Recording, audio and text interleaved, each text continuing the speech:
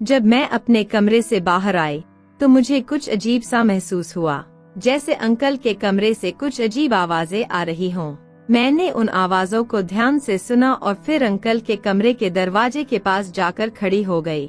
दरवाजे पर कान लगाकर सुनने लगी तो मुझे मम्मी की सिसकियों की आवाजें सुनाई दीं। मुझे लगा कुछ तो गड़बड़ है। मैंने सोचा क्यों न देखा जाए कि अंदर क्या हो रहा है, लेकिन समस्या ये थी कि दरवाजा अंदर से बंद था और कमरे में कोई खिड़की भी नहीं थी।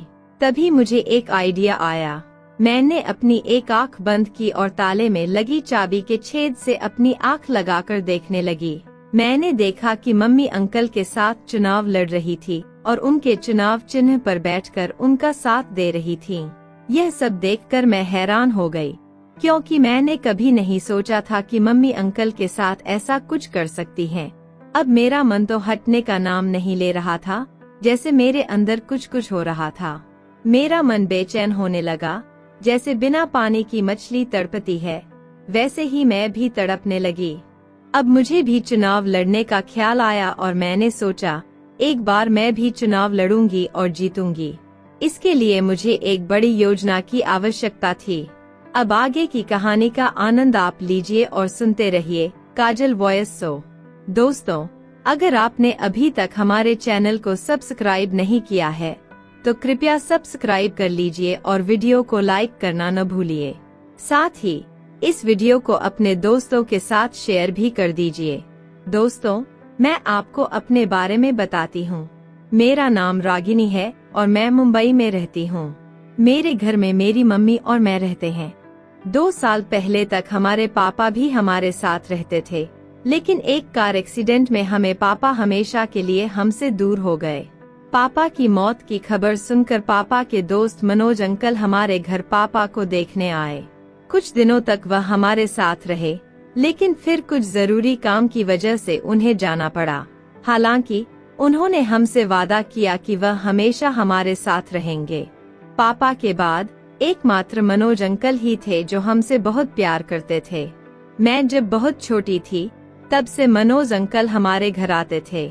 वह पापा के बहुत अच्छे दोस्त थे और इतने करीबी थे कि ऐसा लगता ही नहीं था कि वह पापा के दोस्त थे। ऐसा लगता था कि वह हमारे परिवार के एक सदस्य हैं, जो थोड़े दूर रहते थे। जब मैं छोटी थी तो अंकल हमेशा पापा के साथ हमारे घर आते और मेरे लिए ढेर सारी चॉकलेट लेकर आते थे। मैं खुशी के मारे उनके गले लग जाती थी और उनके साथ खेलने लगती थी। लेकिन अब मैं 19 साल की हो चुकी थी और धीरे धीरे मेरे अंदर का बचपना खत्म होने लगा था। मैं बड़ी हो गई थी, लेकिन अब भी जब भी अंकल से मिलती तो उनसे गले मिलती थी। लेकिन जब से पापा गुजरे हैं, मम्मी बहुत उदास रहती हैं। मुझे नहीं पता कि वह कभी खुश रहेंगी या नहीं। फिर भी जब भी अंकल हमारे घर आते हैं तो मम्मी के चेहरे पर थोड़ी सी खुशी की झलक दिखाई देती है। मैंने भी मन में एक फैसला किया कि मैं मम्मी को कभी भी उदास नहीं होने दूंगी। मेरी मम्मी अब 40 साल की हैं, लेकिन वह बिल्कुल 25 साल की लड़की की तरह लगती हैं। जब भी मैं और मम्मी मार्केट जाते थे तो लोग हमें ऐसे देखते थे जैसे हम माँ बेटी नहीं बल्कि बहनें हों। मम्मी बहुत स्मार्ट थीं। इस बार मैंने मनोज अंकल से बात करने का सोचा। मैं अपने कमरे में सोफे पर बैठी थी, तभी मेरे मन में एक ख्याल आया कि मम्मी हमेशा उदास रहती हैं और मुझे यह बहुत बुरा लगता है।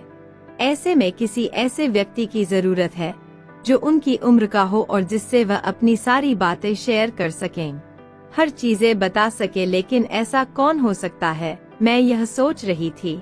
तभी मेरे मन में ख्याल आया कि क्यों न मैं मनोज अंकल से बात करूं। मैंने बिना किसी सोच विचार के मनोज अंकल को कॉल कर दी।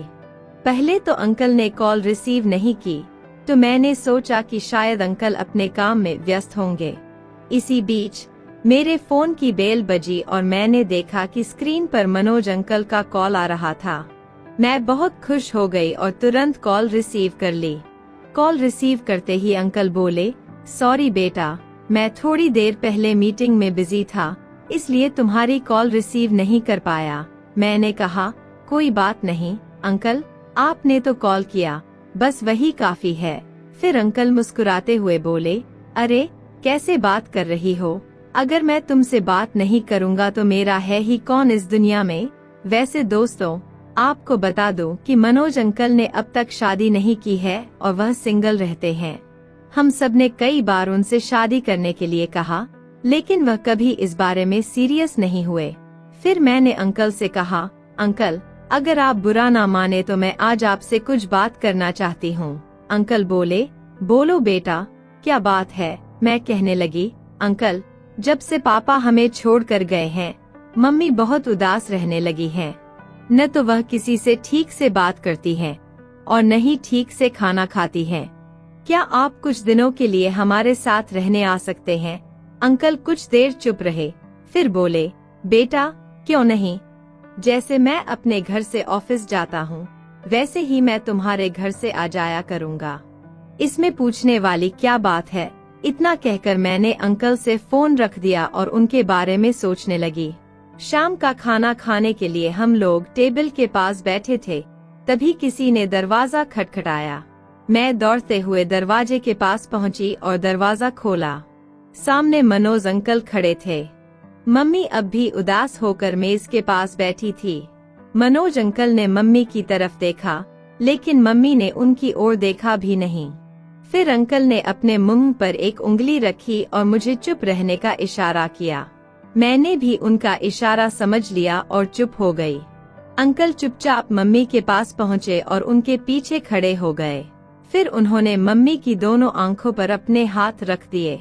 यह देखकर मम्मी अपनी आंखें खोलने की कोशिश करने लगीं। मम्मी को कोशिश करते हुए देख मनोज अंकल हंसते हुए बोले, पहचानो कौन? मम्मी ने अंकल की आवाज पहचान ली और कहा, मनोज भाई, तुम कब आए? अंकल ने मम्मी की आंखों से हाथ हटा दिए और बोले, तभी आया जब तुम मुंह लटकाए बैठी थी। मैं देख रहा था और महसूस कर रहा था कि मम्मी मनोज अंकल के आने से कितनी खुश हो गई हो। अब उनका मन शांत था, जैसे कोई टेंशन ही नहीं थी। अंकल बोले, ममता, अब मैं हमेशा तुम लोगों के साथ रहूंगा और कभी नहीं जाऊंगा। आखिरकार मैं अपने दोस्त को अकेला नहीं छोड़ सकता, जो अपनी तकलीफों में रो रहा था। अब यह दोस्त अपनी दोस्ती का कर्ज तो अदा करेगा ही। अंकल की यह बात सुनकर मम्मी भी बहुत खुश हो गई कि अब अंकल हमेशा उनके साथ रहेंगे। हम सभी खुशी खुशी एक साथ खाना खाने बैठे और ढेर सारी बातें की। उस दिन हम सब एक ही कमरे में सोने गए और देर रात तक बातें करते रहे। फिर अंकल को सुबह ऑफिस भी जाना था, इसलिए वह सो गए। मैं भी अंकल के सीने पर सिर रखकर लेटी थी और ऐसे ही सो गई। सुबह कब हो गई मुझे पता ही नहीं चला। मम्मी ने सुबह उठकर खाना बना लिया और अंकल भी उठकर तैयार हो गए। फिर हम सब ने साथ में नाश्ता किया और अंकल ऑफिस चले गए। अब तो रोज ऐसा ही होने लगा। मैं अंकल को अपना पिता मानने लगी थी और वे मेरे लिए अपने असली पिता से भी ज्यादा मायने रखते थे, क्योंकि वे हमारे साथ रह रहे थे। एक रात मैं अपने कमरे में लेटी थी और अचानक एक बहुत बुरा सपना देखा, जिसमें मेरे पापा भी थे। मुझे बहुत पसीना आ गया और मैं डर से उठ गई। मेरी आंखें खुली तो देखा कि मैं अपने कमरे में लेटी हूँ और मेरे माथे से पसीना टपक रहा था। मुझे बहुत तेज प्यास लगी। मैंने बिस्तर से उठकर पानी पीने के लिए जाना चाहा, लेकिन देखा कि जग पूरी तरह से खाली है। फिर मैंने सोचा कि किचन से पानी पी लेती हूँ। मैंने अपने कमरे का दरवाजा खोला और जग लेकर किचन की तरफ जाने लगी। रास्ते में मम्मी का कमरा था और उसके आगे अंकल का कमरा था। जब मैं अंकल के कमरे के पास पहुंची, तो मुझे कुछ अजीब सिसकियों की आवाजें सुनाई देने लगीं। मुझे लगा कि अंकल टीवी देख रहे होंगे, तो मैंने बिना कुछ ध्यान दिए आगे पढ़ना शुरू कर दिया। अचानक सिसकियों की आवाजें तेज होने लगीं। मुझे समझ में नहीं आया कि ऐसा क्या हो सकता है। जब मैं अंकल के कमरे के पास पहुंची, तो मम्मी की आवाज सुनाई दी। मैंने सोचा, इतनी रात में मम्मी और अंकल एक कमरे में क्या कर रहे होंगे। मैंने दरवाजे के पास जाकर एक कान दरवाजे से सटा दिया और अंदर की आवाज सुनने की कोशिश की। तभी मुझे साफ साफ मम्मी की आवाज सुनाई दी, जो कह रही थी, मनोज, भी थोड़ा और तेज। यह सुनकर मुझे जैसे करंट सा लग गया। मैं चौंक कर खड़ी रह गई और सोचने लगी कि आखिर अंदर क्या हो सकता है। लेकिन अब मैं अंदर कैसे देख सकती थी? कमरे में खिड़की तो थी नहीं और दरवाजा भी अंदर से बंद था। तभी मेरे दिमाग में एक आइडिया आया। मैंने ताले के सुराख से, जिसमें चाबी लगती है, अपनी एक आंख बंद करके झांकने की कोशिश की। अब मुझे सब कुछ साफ साफ नजर आने लगा। मैंने देखा कि मम्मी अंकल के चुनाव चिन्ह पर बैठी हैं और अंकल के प्यार में जोर जोर से गोते लगा रही हैं, जैसे उन्हें बहुत मजा आ रहा हो।